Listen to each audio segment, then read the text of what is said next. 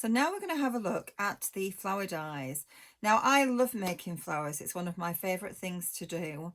And the first range was the Camellia, the Dianthus, and the Winter Florals.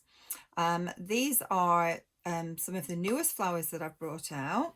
And unfortunately, I've not got the Dianthus here, but I've got the Camellia. This is the Camellia. There you go. And this is the Winter Florals, which is the smallest one. And I have my little set here of the Dianthus, which is in one of my die storage binders. And I actually cut the little card out and pop it on the back, so I know I've got all my leaves stored separately actually. So I've got the Dianthus there. Now, flower making, you can simply die cut them and stick them onto card if you wanted to. Again, you will find that all of my dies actually deboss and give you that beautiful effect in one cut. So you can see that detail just about on there. So this is the this is the Camellia with the pointed tip. This is the Dianthus with more of a frilly tip. So those beautiful sets of flowers are lovely to work with, and they all mix and match together. So the Dianthus in one cut would give you that wonderful effect, and you have all of those gorgeous leaves to go with it, so you can build cards straight away. The Camellia, as you can see, is the more pointed flower. And then if you want to have all of the little flowers to create your cascades and have them all matching, then we have the wildflowers. Now this set is also the set that matches with the heart collections that we looked at before. And these will enable you to layer the little flowers over the top of the hearts to create 3D work as well. So that works really nicely. So those three sets are a collection in themselves and work together. Let me show you a few of the finished samples, because then they will really start to come to life for you. So this is a little canvas that I did. You can see I've done the pasting technique behind. I've used the glitter shine pens on the words, and again I apologize, it's back to front.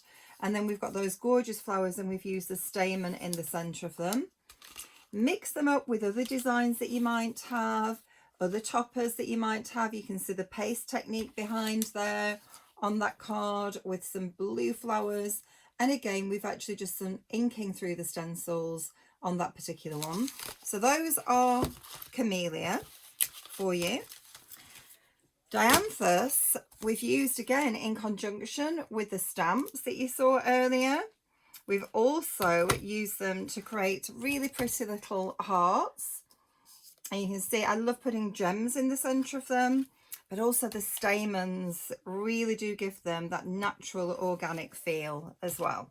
So you've got lots of different effects, mixing them up, using them with stencils, also using them with the MDF. They all work together beautifully. And then recently, and I've just brought out these beautiful little MDF characters, which are coming very soon.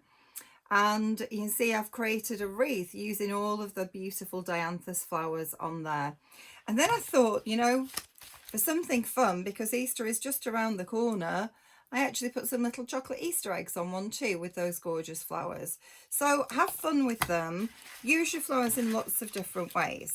Now I'm going to give you a few techniques on quick flower shaping, because that does make the difference. Before I do, I must just show you this little box that Ellie did again. And can you see those gorgeous flowers? That's a small wildflower collection. And again, the paste has been used on the box. That's one of the flora and fauna sets of stencils there with the little branches on and those gorgeous little characters. So I'm going to turn you down onto here and show you how we create the flowers. So first of all, what I've done, I have cut the flowers out and I've used my pearl card again. I think this is the Pretty pearl palette, and I've got the Dianthus to start off with. Now again, it comes in a variety of different sizes, so you can have small flowers, you can have larger flowers, you can use the very big ones. Can you see you can create different sizes with them?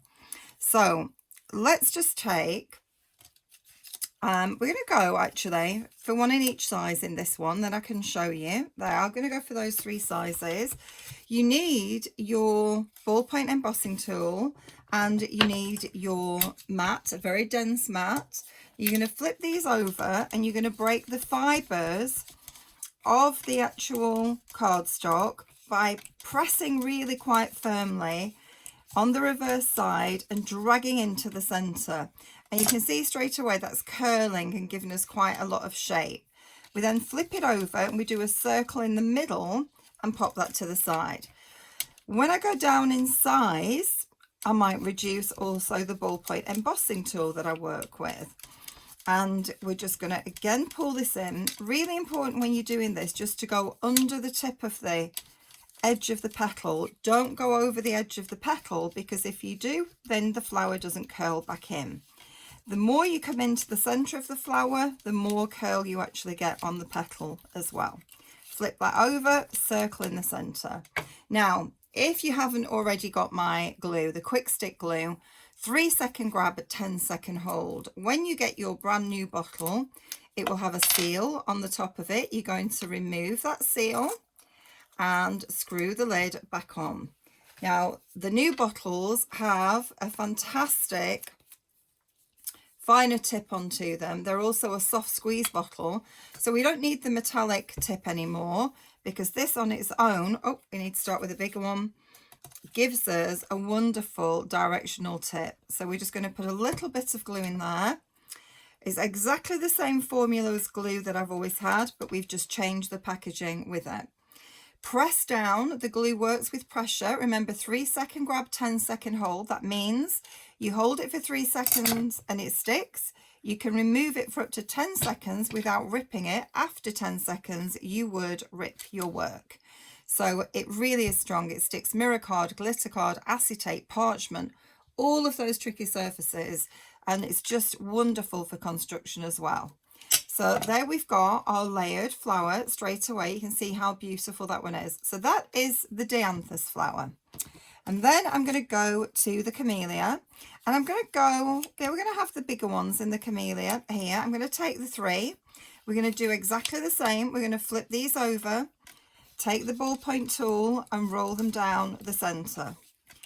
And just really breaking the fibers of that card so it curls and shapes. Flip it over, a little circle in the center of there as well. Pressed a bit hard there.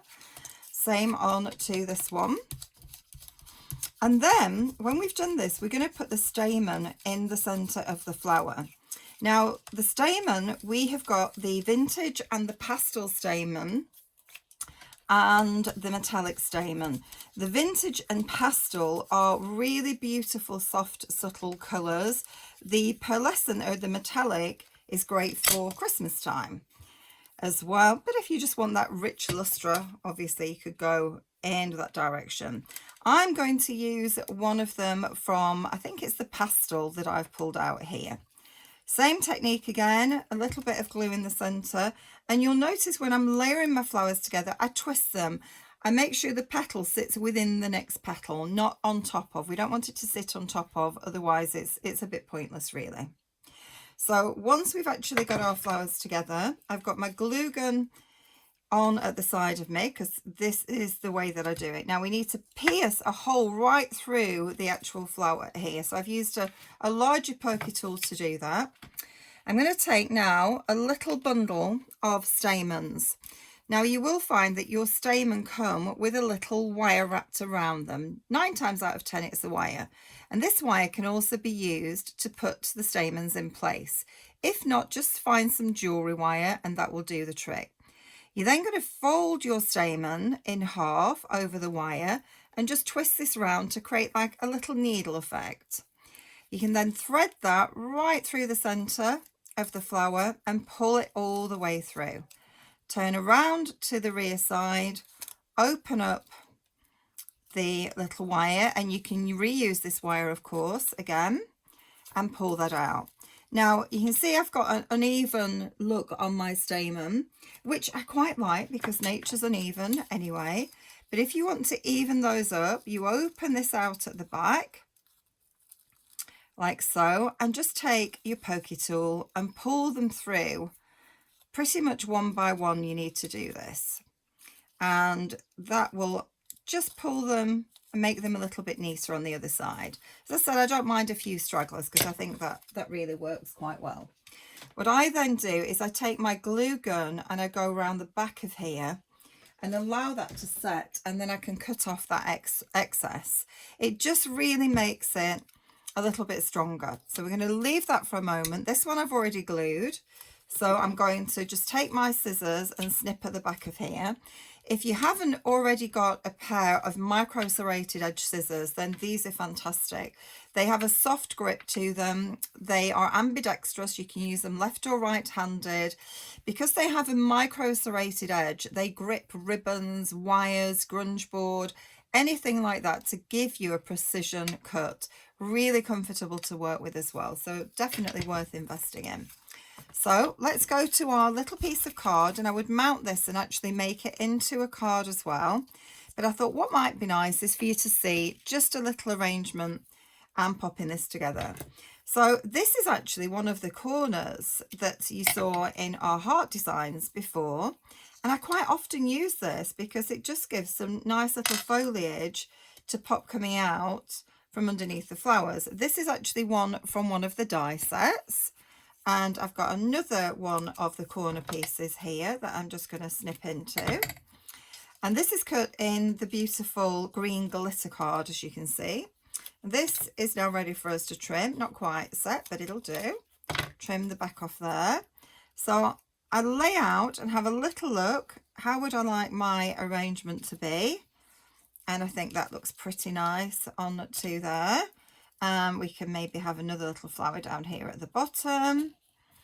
And then I would stick down, so I'd lift my flowers off, use my quick stick glue, of course, pop a little bit behind these sections. And if you've got a bit too much on, just take that off. Stick that onto there. And up here, a little bit on the back of here. And just arrange them down onto my card. Just so you can see how that beautiful glitter shine backing has worked. You can see just how effective it is that it all comes together. We're going to have the larger flower down here. So because I've got the glue gun backing, I really prefer to stick on with the glue gun as well. I have another one up there. And then I think this little one's going to go over here. So I'm just going to get a small selection of my little petals to go, my little leaves to go over this side as well. Come down there, and we can pop our other little flower on.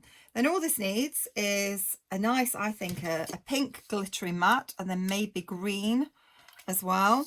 And we have got a really nice arrangement there that we've created from our little backing that we did before, and just put our gorgeous flowers onto it as well. So nice simple ways to actually create with the beautiful dies. So I hope you enjoy using the flower dies. I know I do, and I'd love to see what you all create with them.